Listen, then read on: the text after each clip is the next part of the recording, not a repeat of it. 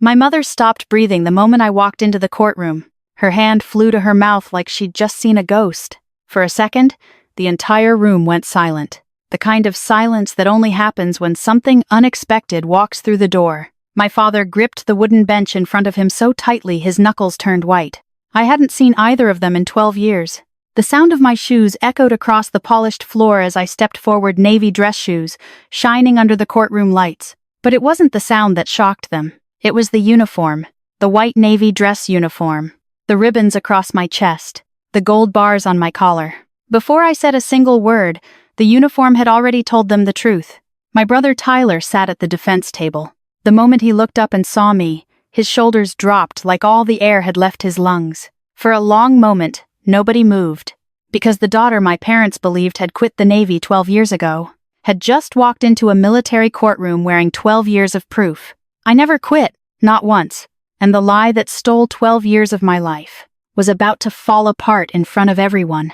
But to understand how everything led to that courtroom, you have to go back to where my story really began. Hopewell, Virginia. It's a small town about 30 miles outside Richmond, sitting quietly along the James River. The kind of place where people don't just know your name, they know your parents, your grandparents, and usually the stories that came before you. Some of those stories are true. Some of them just become truth because they've been repeated long enough. I grew up on a quiet street lined with maple trees and modest brick houses built sometime back in the 1960s. Our house had white siding, blue shutters, and an American flag mounted beside the front porch. My father replaced that flag every year on Memorial Day, like clockwork. He believed certain things deserved respect, and the flag was one of them. My father, Robert Miller, worked at the chemical plant outside town for 32 years.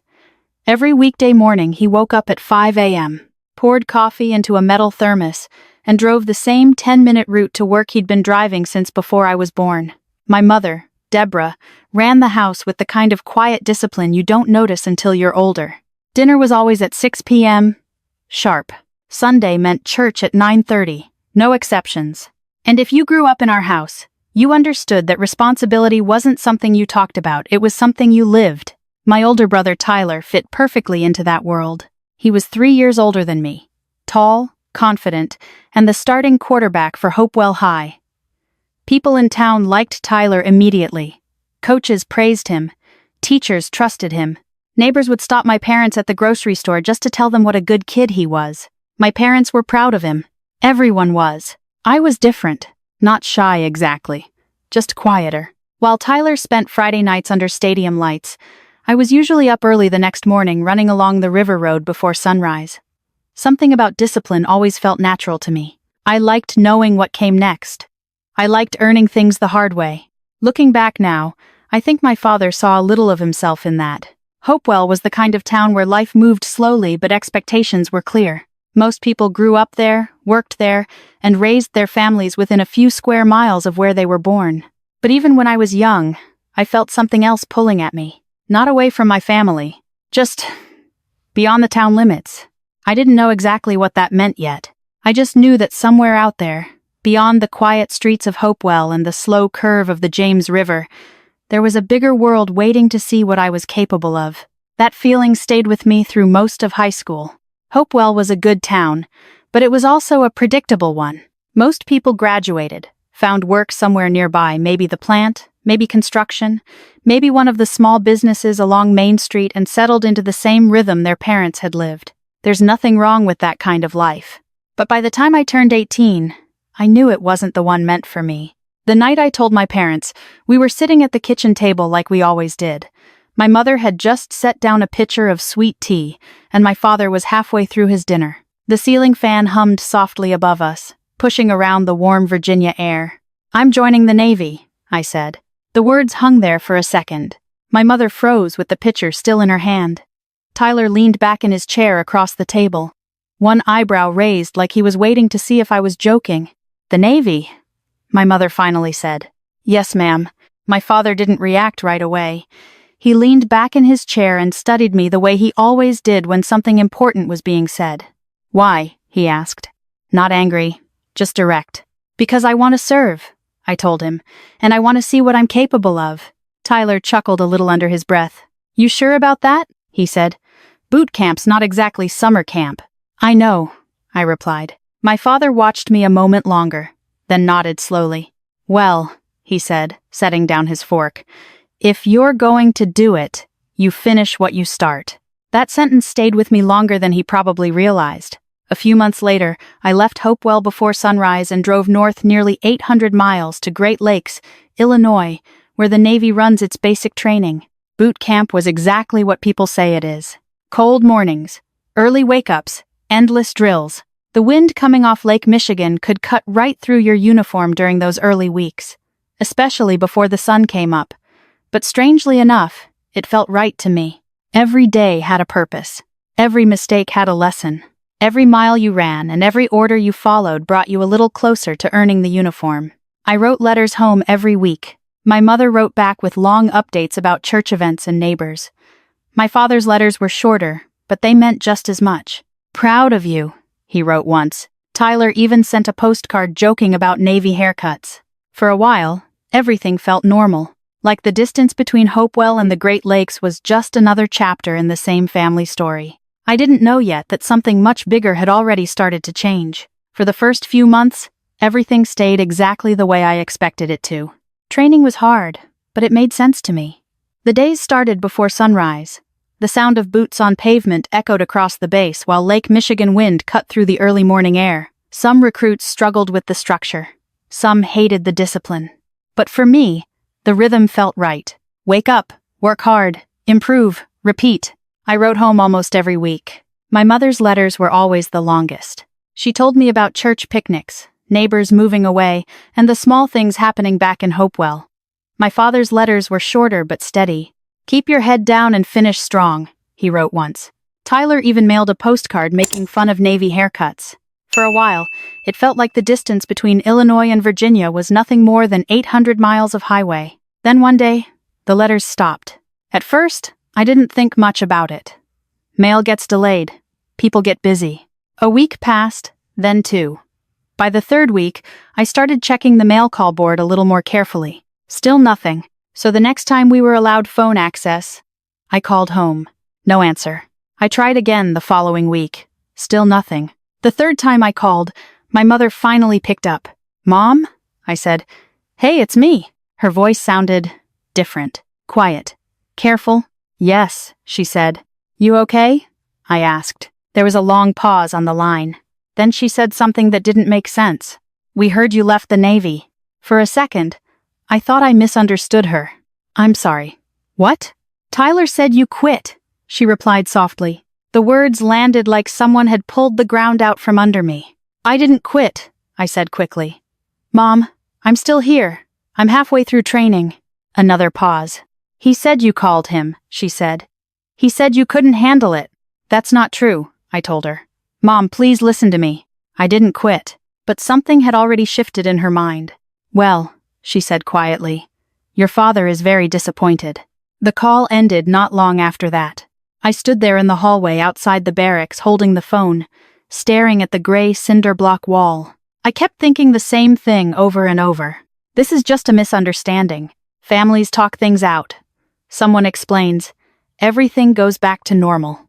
A few months later, I got leave and drove the 8-hour trip back to Hopewell to do exactly that. The town looked exactly the same. The same gas station on the corner. The same diner sign buzzing faintly in the afternoon light. The same quiet streets I had grown up riding my bike down. Our house hadn't changed either. White siding, blue shutters, the American flag still hanging on the porch. I walked up the steps and knocked on the door. My mother opened it halfway. For a moment, we just stared at each other. Mom, I said. She glanced back into the hallway behind her. Your father doesn't want to argue, she said. I'm not here to argue, I replied. Then my father stepped into view behind her. His face was harder than I had ever seen it. Tyler told us what happened, he said. That's the problem, I answered quietly. Tyler lied. The word hung there in the doorway. My father shook his head slowly. We raised you better than that, he said. I'm not lying, I told him. But by then, the story had already taken root. My mother lowered her eyes. We need time, she said softly. And then she closed the door. Not angrily, not dramatically, just firmly. like someone closing the cover of a book they believed they had already finished reading. I stood on that porch for a long time before walking back to my car, and without realizing it, that was the moment the next 12 years of my life truly began. I drove the 8 hours back to base that night with the radio turned off. Just the sound of tires on the highway and the hum of the engine filling the car. For the first few months, I kept telling myself the same thing over and over. They'll call. Once Tyler admits the truth, they'll call. Once someone from Hopewell sees me in uniform, they'll call. Once my parents realize the Navy doesn't just let people quit, they'll call. But the call never came. So I did the only thing the Navy really teaches you how to do when life gets complicated. You focus on the mission. You wake up early. You do your job. You keep moving forward. My first real assignment came a year later aboard a logistics support ship based out of Norfolk, Virginia. The work wasn't glamorous. No dramatic headlines. No Hollywood moments. Just long hours managing supply chains, coordinating shipments, and making sure equipment reached the right place at the right time. But the military runs on details. Fuel shipments, maintenance parts, medical supplies. If one small number is wrong, an entire operation can feel it. And I was good at details.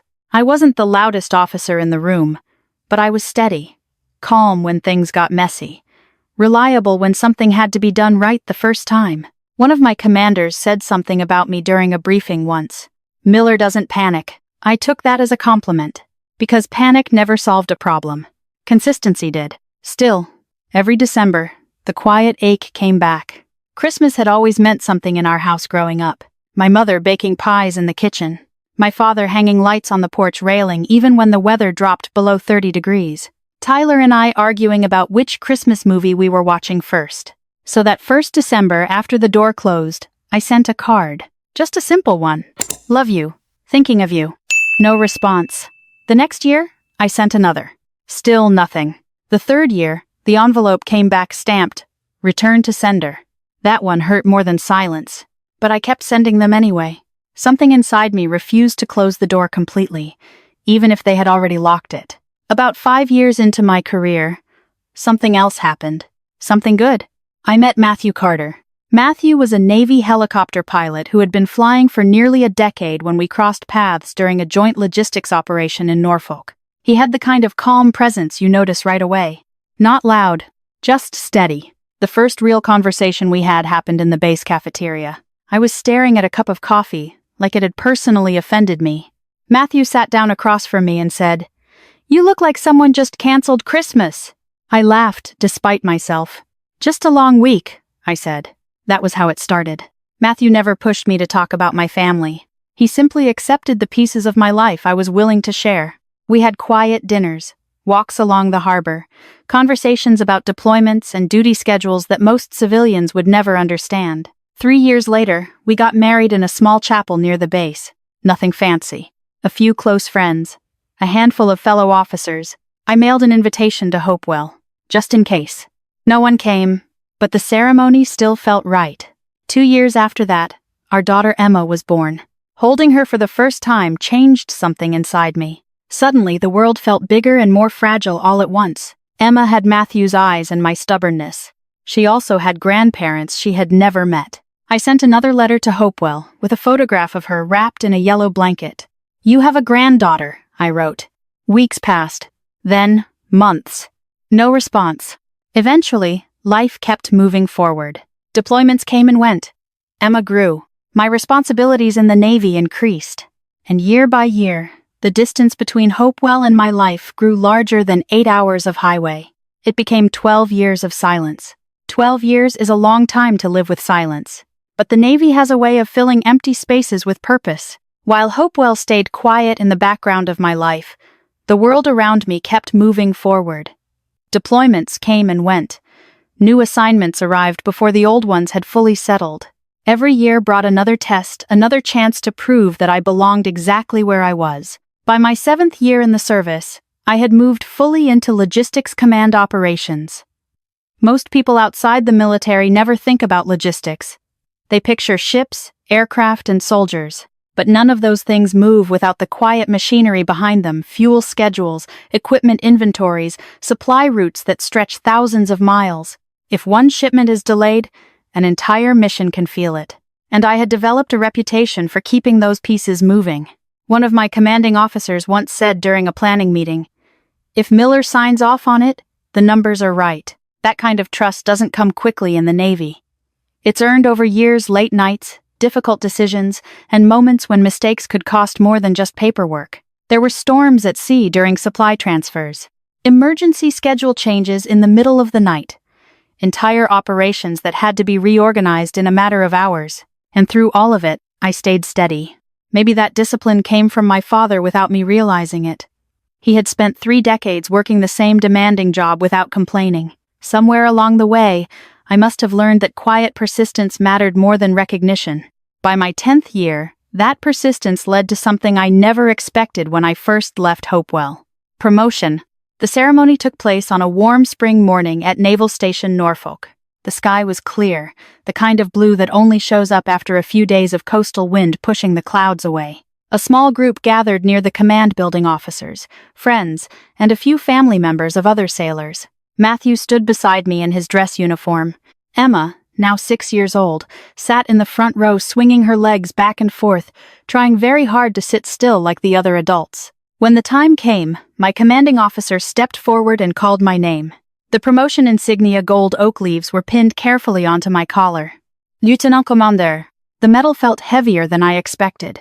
Not physically heavy, but heavy with everything that had come before it, every deployment, every long night, every moment when quitting would have been easier than pushing forward. When the ceremony ended, Matthew hugged me first. "Proud of you," he said quietly. Emma ran up a second later and gave me the most serious salute a 6-year-old could manage. "Good job, Mom," she said. I laughed and lifted her into my arms. For a moment, everything felt complete. But later that evening, after the guests had gone home and the house had gone quiet, I stepped out onto the back porch.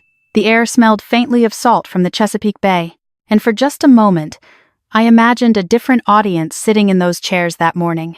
My father sitting stiffly in the front row, pretending he wasn't emotional. My mother holding a camera, trying to take pictures through tears. They had missed it. Not because I failed, but because they believed a story that had never been true. Still, standing there in the quiet Norfolk evening, I didn't feel anger anymore, just a strange sense of peace. Because the truth has a way of waiting patiently, and sooner or later, it always finds its moment to step into the light. For a long time, I believed the past would simply stay where it was. 12 years had gone by. My life had moved forward. I had a career, a family, and responsibilities that filled most of my days before I ever had time to look backward. But the Navy has a strange way of shrinking the world, and sometimes the past doesn't stay buried. It finds its way back through a name on a piece of paper. That moment came on a quiet Tuesday morning in my office at Naval Station Norfolk. I was reviewing routine logistics reports, fuel allocations, shipment confirmations, inventory audits, the kind of paperwork that fills most command desks. Nothing dramatic. Just numbers and signatures. Then, a new case file appeared in the internal review system. At first glance, it looked like any other disciplinary review. Logistics discrepancies happen from time to time. Usually, it's a paperwork issue or a delayed inspection report. But when I opened the file, one detail made my stomach tighten. The name. Petty Officer First Class Thomas Miller. For a second, I just stared at the screen. Miller isn't exactly a rare name in the Navy. There are thousands of them across different commands. I told myself that immediately. It could be anyone. Then I kept reading. Station, Naval Supply Unit, Norfolk. Age, 40. Logistics Oversight Responsibilities. The air in my office suddenly felt heavier. It was him, my brother. The same brother who had told my parents I couldn't survive Navy life. The same brother whose lie had quietly erased me from my own family. For a long moment, I leaned back in my chair and closed my eyes. 12 years of distance suddenly felt a lot smaller. Because in the military, paths cross more often than people expect. Ships share ports. Commands overlap. Records travel faster than people do. And sometimes the past comes back wearing the same uniform. Tyler had joined the Navy about 5 years after I did. I hadn't known that. In fact, I hadn't known anything about his life since the day my parents closed that door in Hopewell. But the case file told the story clearly enough. At first, Tyler's record looked solid. Good evaluations, strong leadership notes, reliable performance. But further down in the report, the tone shifted. During a recent supply transfer operation, Tyler had signed off on several equipment shipments, inventory worth hundreds of thousands of dollars. The paperwork showed everything had been verified, but an audit revealed discrepancies. Inspection logs didn't match the signatures. Some approvals had been signed hours before shipments even arrived.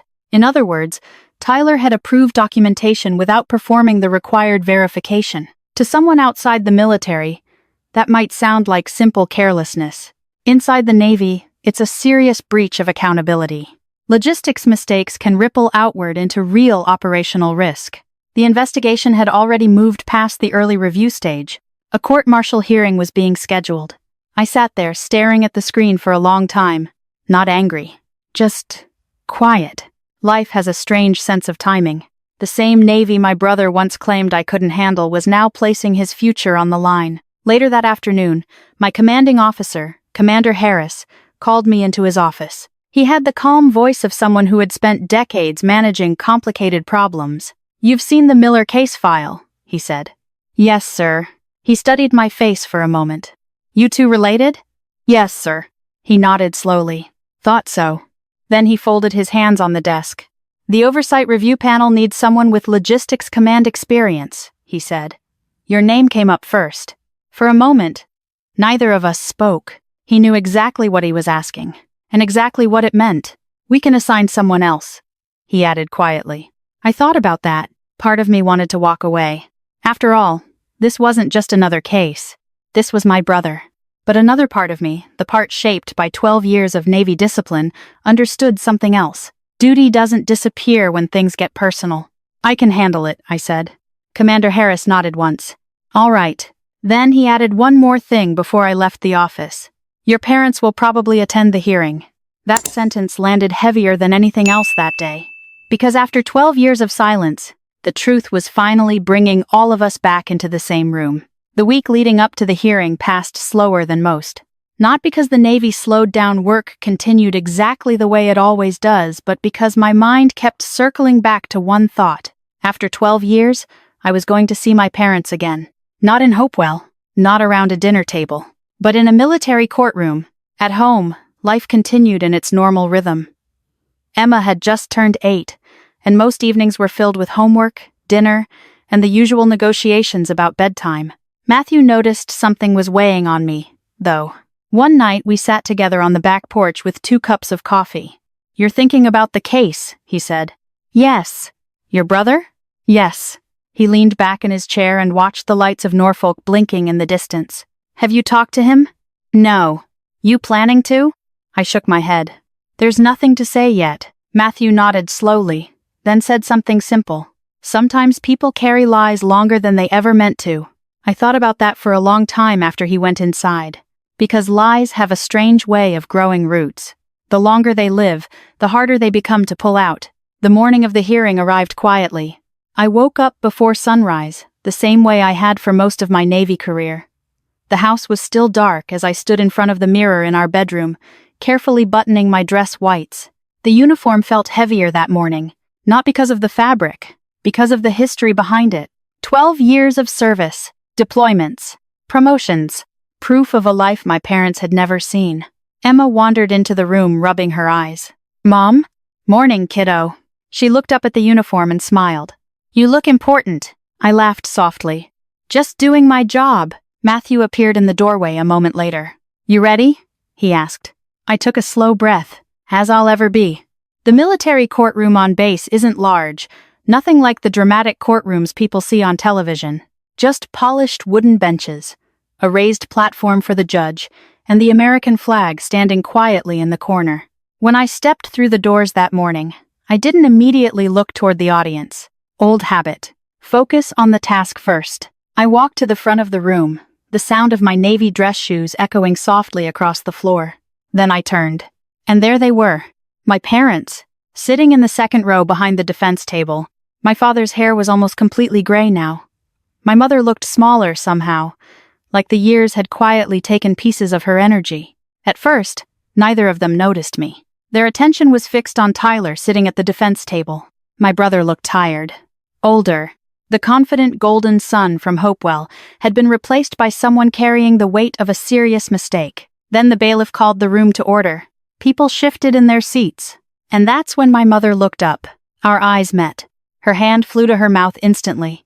The same way someone reacts when they see something impossible. My father turned a second later. His body went completely still, because the daughter they believed had quit the Navy 12 years ago was standing at the front of a Navy courtroom wearing 12 years of proof. For a moment, the entire room seemed to forget how to breathe. I didn't say a word. I didn't need to. The gold oak leaves on my collar, the ribbons across my chest, the posture of someone who had built a career they were told they would never finish. All of it spoke louder than anything I could have said. Across the room, Tyler looked up. Our eyes met briefly.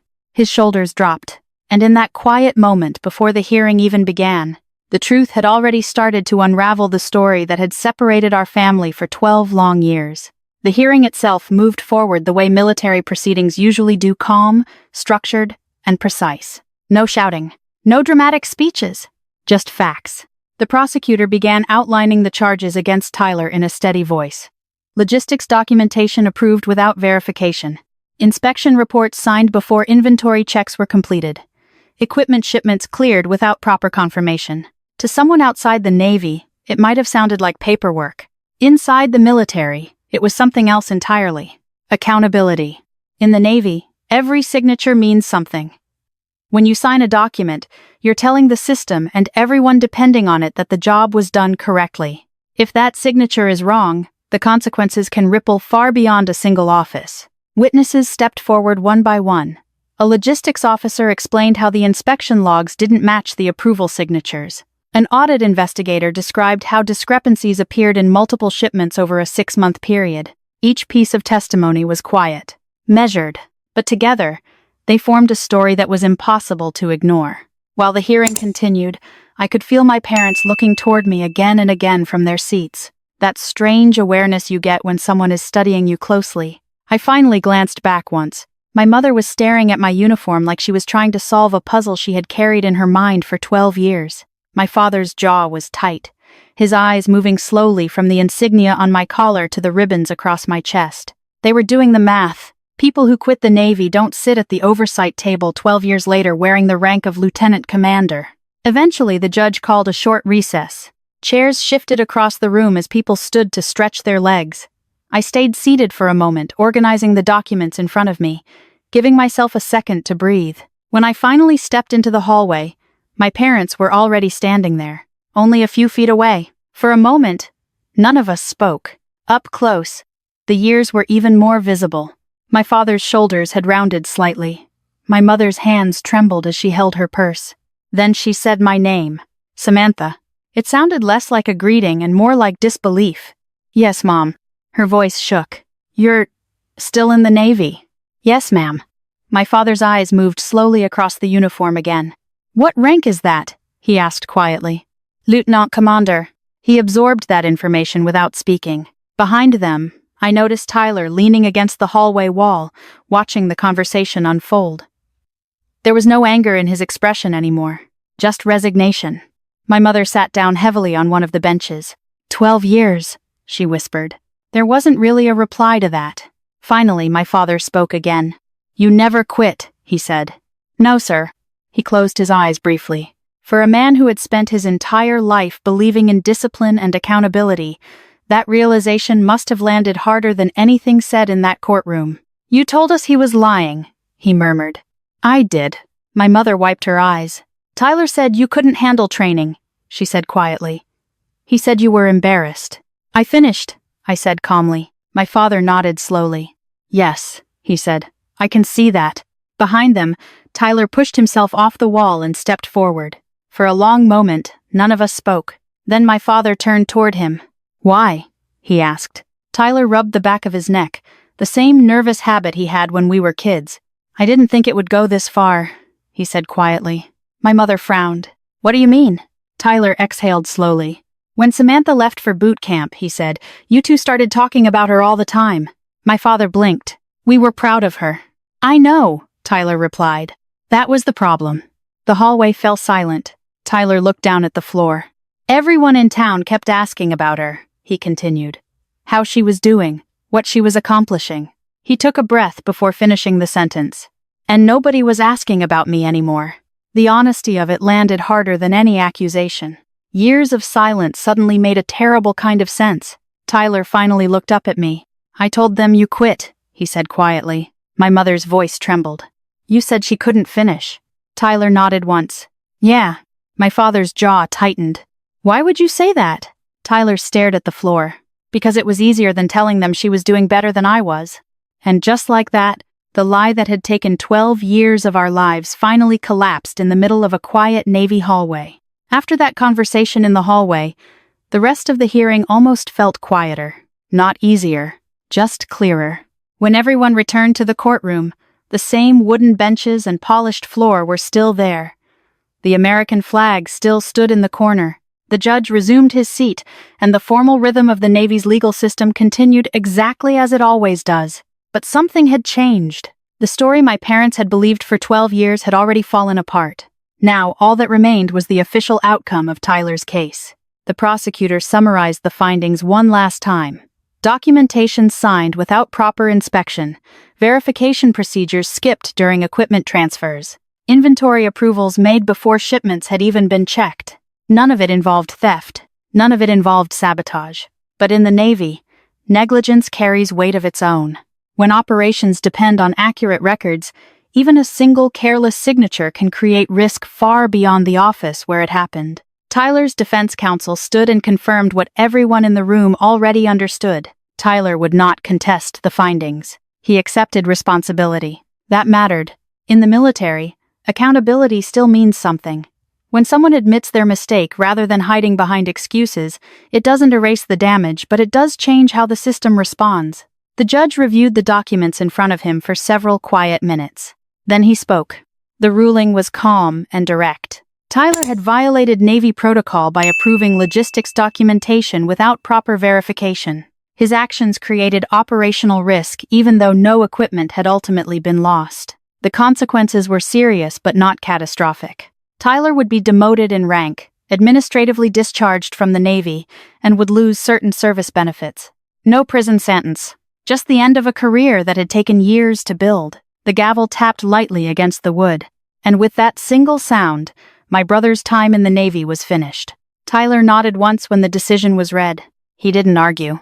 He didn't protest. For the first time that day, he simply looked tired.